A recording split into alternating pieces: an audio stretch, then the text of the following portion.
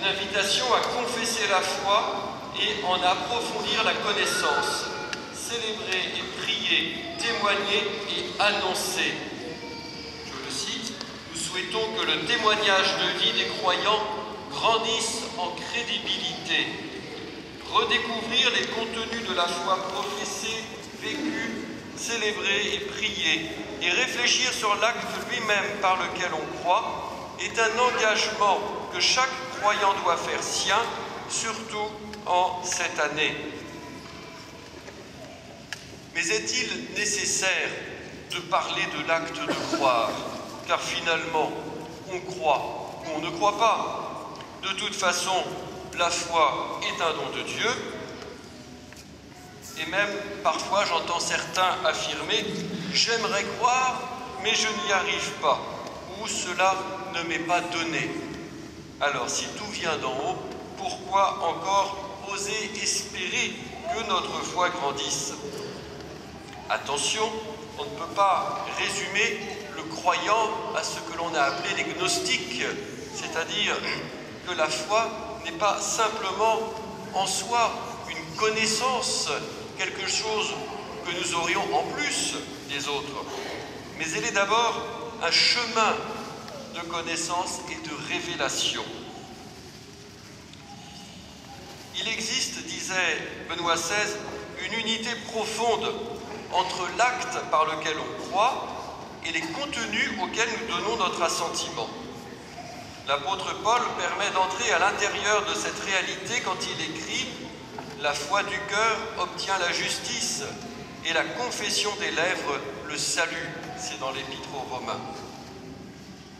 La connaissance des contenus à croire n'est pas suffisante si ensuite le cœur, authentique sanctuaire de la personne, n'est pas ouvert par la grâce qui permet d'avoir des yeux pour regarder en profondeur et comprendre ce qui a été annoncé on va y arriver, et comprendre que ce qui est annoncé est la parole de Dieu. Le doute n'est donc pas le cancer du croyant, mais c'est une étape sur le chemin. Le cardinal Ratzinger, qui depuis de nombreuses années avait travaillé sur cette question, et en particulier avec son best-seller, traduit en français par le titre « Foi chrétienne, hier et aujourd'hui », c'était dans les années 60, peut nous aider donc à réfléchir sur cette question. Et en particulier, il fait remarquer que le doute guette tout autant le non-croyant que le croyant.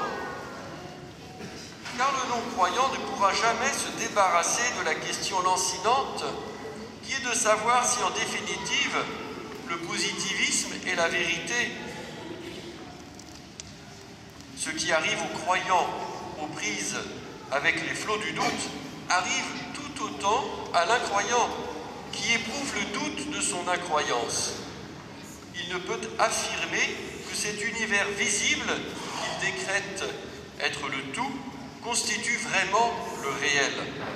Il restera toujours tenaillé par le problème de la foi, qui est peut-être quand même l'expression de la réalité.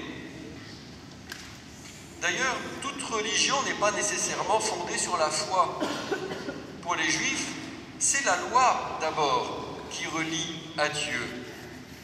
Le musulman, lui, parle de foi, mais d'une foi qui comble un abîme, celui de l'absolue transcendance de Dieu.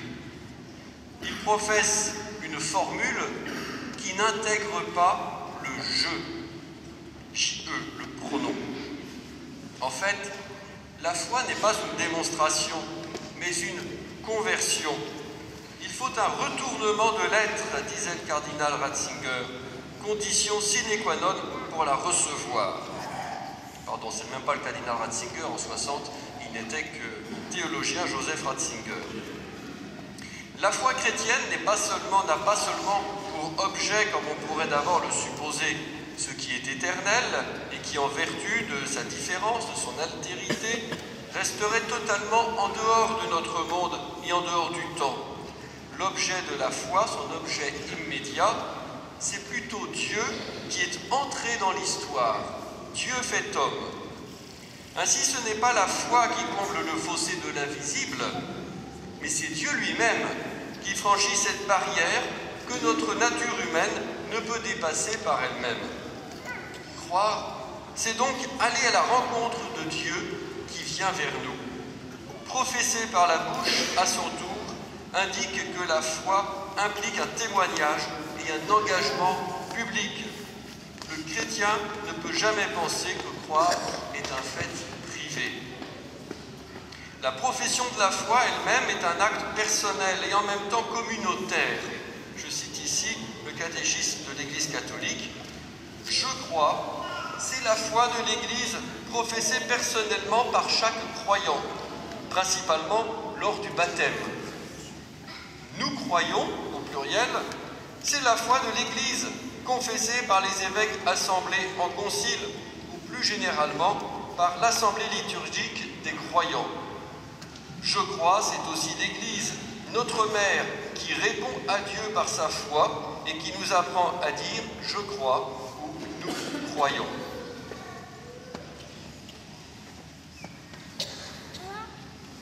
Alors, avec le Saint-Père, rendons grâce pour cette année de la foi.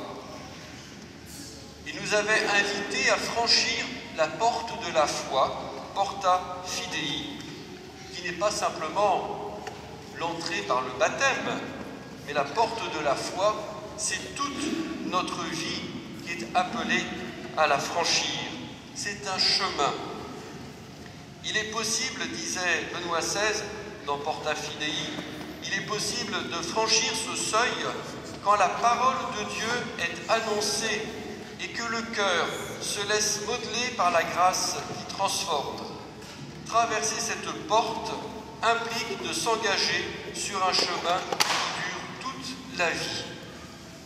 Et en conclusion très pragmatique, je vous invite à réfléchir sur les fruits de cette année de la foi. Que vous en restera-t-il?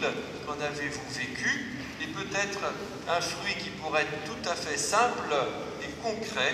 Si vous n'avez pas dans votre bibliothèque le catéchisme de l'Église catholique, précipitez-vous au livre-service vendredi ou samedi prochain et achetez-le. Nous en avons tous besoin. Amen.